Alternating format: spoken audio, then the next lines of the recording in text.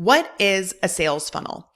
If you're a small business owner, you've probably heard this term over and over again, but you may not actually know what it is or how it applies to you. That's exactly what I'm going to be walking you through in today's video. Hi, I'm Allie Bloyd, and I'm a local marketing and paid advertising expert. I've worked with local business owners and marketers all over the world to improve their ad results and generate a higher return on investment. A sales funnel is a really important piece of doing that, but there are so many misconceptions about sales funnels, and the ways that people typically implement these funnels is often incorrect, leading them to see a decrease in results from their lead generation efforts. If you like this video, make sure to hit that thumbs up button, subscribe to my channel so you never miss anything new, and drop a comment if you have any questions. Let's dive in.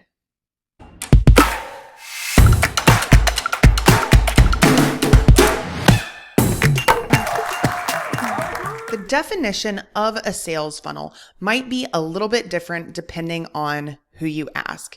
Ultimately, a sales funnel is the buying process that your leads or prospect would go through from the very early stages all the way through to the point where they make the sale. A sales funnel in a technical marketing perspective is actually going to be a series of landing pages or web pages that will guide your leads through a very specific process, ultimately leading them closer and closer to the sale or through that sale itself. We'll cover that after we go through the basics of what that buying cycle and that sales funnel actually is. So this is what I call the local buying cycle sequence. And as you can see, this upside down triangle is what most people would consider a sales funnel. So think about a funnel that you would use in your kitchen. You're going to pour something in the top, and it's going to get smaller and smaller until it all makes it through that tiny hole at the bottom. Ultimately, the top of your funnel is going to be the largest group in your audience. And then the actual percentage of people who end up buying, that's going to be the smallest percentage. So this visual representation of a funnel is where we get the term sales funnel from. I like to look at the funnel in a couple of different ways. So first and foremost, the levels of awareness. The levels of awareness are problem unaware, problem aware, solution aware, your solution aware, and the decision to buy. Again, depending on who you ask, they may classify these different stages in different ways. This is what I utilize to classify my sales funnels. Problem unaware is pretty simple. It's someone who is unaware that they even have a problem that you solve. So if I am a marketer and I help local business owners and local marketers improve return on investment from their advertising spend, somebody who is in that problem unaware category would be somebody who is not yet spending any money on paid advertising. That could be one example. Another example could be somebody who is spending money on their paid advertising, but they've actually never looked into it to see if it's producing results. There are a lot of different reasons that someone could be problem unaware, but those are a few examples. There are some products and services that have a very, very tiny population of problem unaware prospects. For example, if you're a company that sells toilet paper, there are very few people in the world who are going to be unaware of the problem that your product helps solve. So you have a very mass market problem or product. It solves a very, very common problem. People already know about that. So for a business such as that, problem unaware is not really going to be a level of awareness that you have to focus on too hard. Another example that I like to use is one of the students that was in my local marketing mastery mentorship. They help people rid their homes of toxic chemicals that are actually making them sick. They have a very large problem unaware audience because there are so many people out there that don't realize that the things either in their home itself, such as the building materials, or in the furniture or products in their home could actually be making them sick. So if someone doesn't know that they have a problem, there's no way they're going to be willing to buy a product or service that solves it. So for that specific business, the problem unaware level is very, very important. So all of these different levels apply to businesses in a different way. What you need to do is say, okay, what are these levels for my specific business, for my products, for my services? Those could look different for the different products and services that you sell. So this is not something that you necessarily will do one time for your business. You may have several different sales funnels depending on what it is you're selling. So that's what our problem unaware or top of the funnel section is going to look like. Now we have problem aware. I still consider this top of the funnel. Problem aware means they are aware that they have a problem, but they may not be aware of the solutions that exist to that problem. So let's go back to the example I just mentioned, the business that helps people rid their home of the chemicals making them sick. Maybe I'm someone who is aware that there are things around me in my home, in my furniture, in my products that they're possibly making me sick. Maybe I'm not sure if they actually are making me sick, or I'm not sure that there's anything I can do about it other than live with it and maybe try to buy things that have fewer harmful chemicals in them. That would be someone who's aware that yes, this is a problem, or maybe they're aware that yes, this could be a problem. They just don't know how that problem impacts them personally. Now we have solution aware. Solution aware is what I would call middle of the funnel. Solution aware is you are aware that a solution to this problem exists. You may not know all of the different solutions, and you may have never really considered them in depth, but you do know that there are solutions out there. This is something that some businesses are not going to have to worry too much about, and other businesses will have to focus on a lot. If your business is really new and innovative, maybe you are creating a solution in the world that has not yet existed, or maybe it's a common problem, a problem people know about, but your solution is going to be something that is very far outside of what traditionally has existed. You need to really focus on that solution aware level. Your solution aware is where we get into the bottom of the funnel. Your solution aware is going to be your specific business, but your specific offer. And that is going to be unique to you. This is where we're actually talking about what we want someone to do, what we want them to buy, what we want them to schedule, why they should be buying, what is included in the package for them. These are really the specific details and calls to action of our core offer. And then we have that decision to buy. The decision to buy is really that person who is ready to pull the trigger. The time is right for them. They know about the problem. They know about the solution. They know about your solution. Now, maybe they're just getting into, okay, how much does it cost? How long does it take? Is the timing right for me personally? This buying cycle sequence, or these levels of awareness, they take different amounts of time for people to move through on an individual basis and on an industry basis. So individually, someone is going to move through these different levels based on how motivated they are to solve a problem, maybe how quickly they research some of these things, maybe their financial position, or just the timing in their life. For example, in my specific business, if somebody was unaware that there was a problem with getting great results from social media advertising because they were not yet advertising on social media, the moment they start advertising, that could make them problem aware. They realize, wow, I don't think these are generating very good results. I'm actually not even sure how to know, and I'm not sure how to improve it. So they started that process the moment they began their advertising journey. Now they're automatically problem aware. Because they're problem aware, they could research that very same day how to know if your Facebook and Instagram ads are working, or how to improve return on investment from social media ads.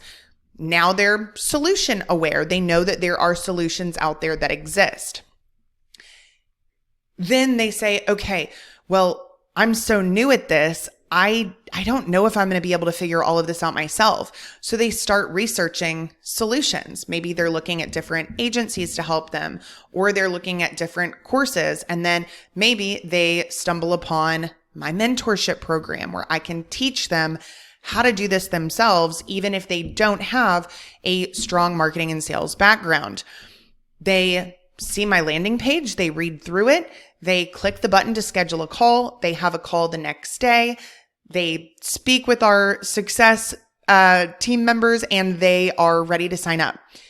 That entire process could happen in a day. That could happen in 2 days for one type of individual.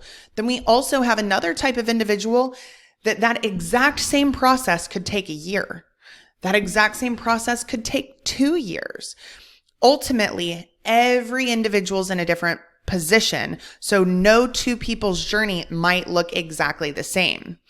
There is a lot of variation, though, when it comes to industry or the products and services that you're selling.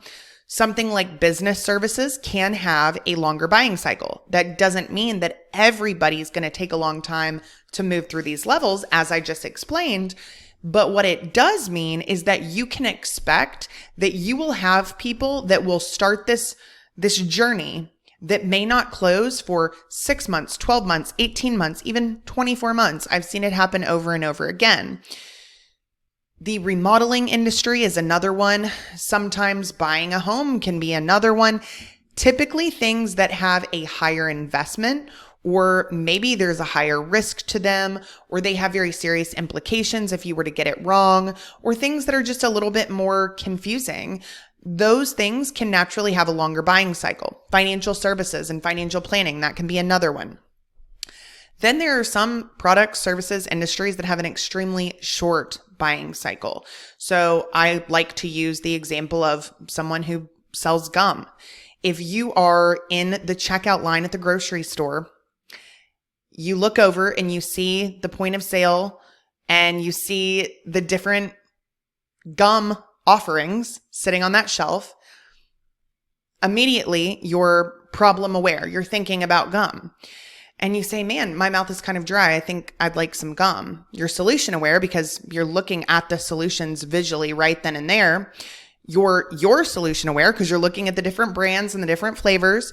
You pick the one you want and you check out and you buy. That process could take 60 seconds.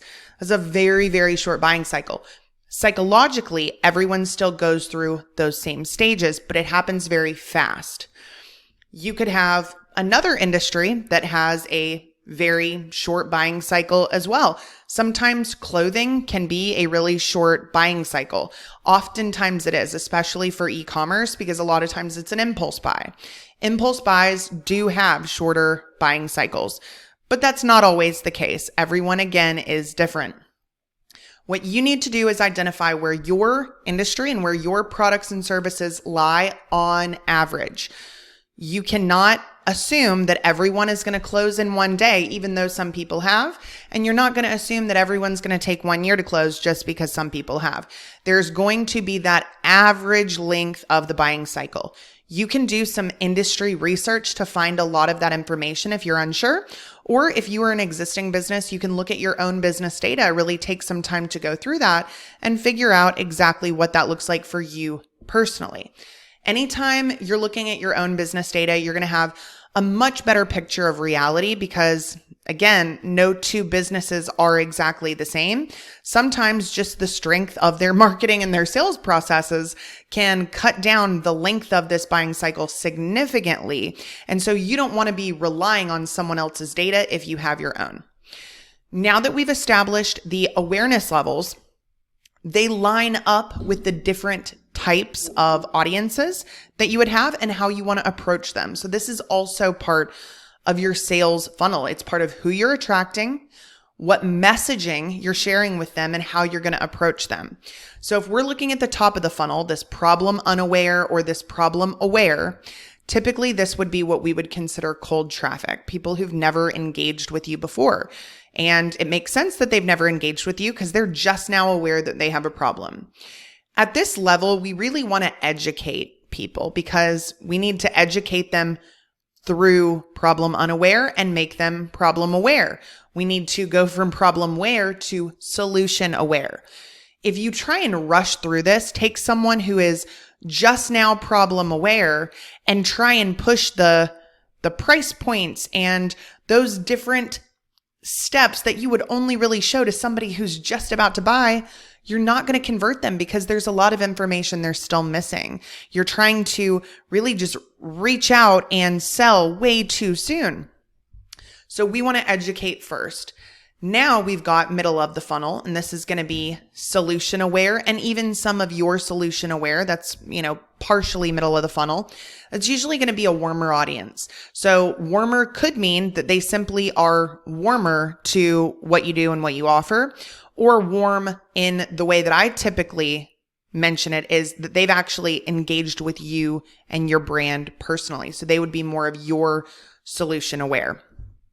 These people, we need to be talking to them about the actual offer. That could be a gated content offer, something where we're just trying to get their contact information to nurture them on the back end, still educating through that piece of content, or it could be our core offer. Finally, we've got bottom of the funnel, and that's going to be hot. These are people who have absolutely engaged with you, and they've done it at a high level. That could be hitting your landing page about your offer. That could be scheduling a call. That could be opting in. It could be an abandoned cart, something of that nature. Those are hot buyers. What we want to do is convince them that, hey, this is the right time for you. This is the right product or service for you. This is the right price point or financing model for you.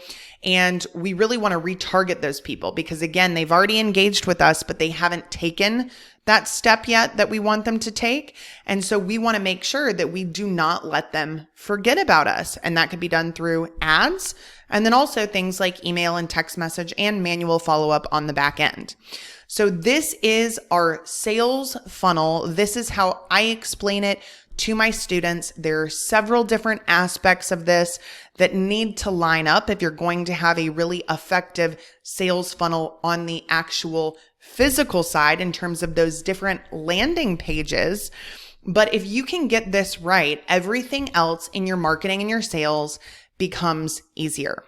Make sure to watch my next video where I'm actually going to walk you through a sales funnel, what those different pages could look like, things you need to consider when putting together a sales funnel, and how to make it convert at the highest possible rate. So if you liked this video, make sure to hit that thumbs up, subscribe so you never miss anything new, and drop me a comment if you have any questions about sales funnels or really anything else marketing and sales related. Thanks so much, and I will see you on the next video.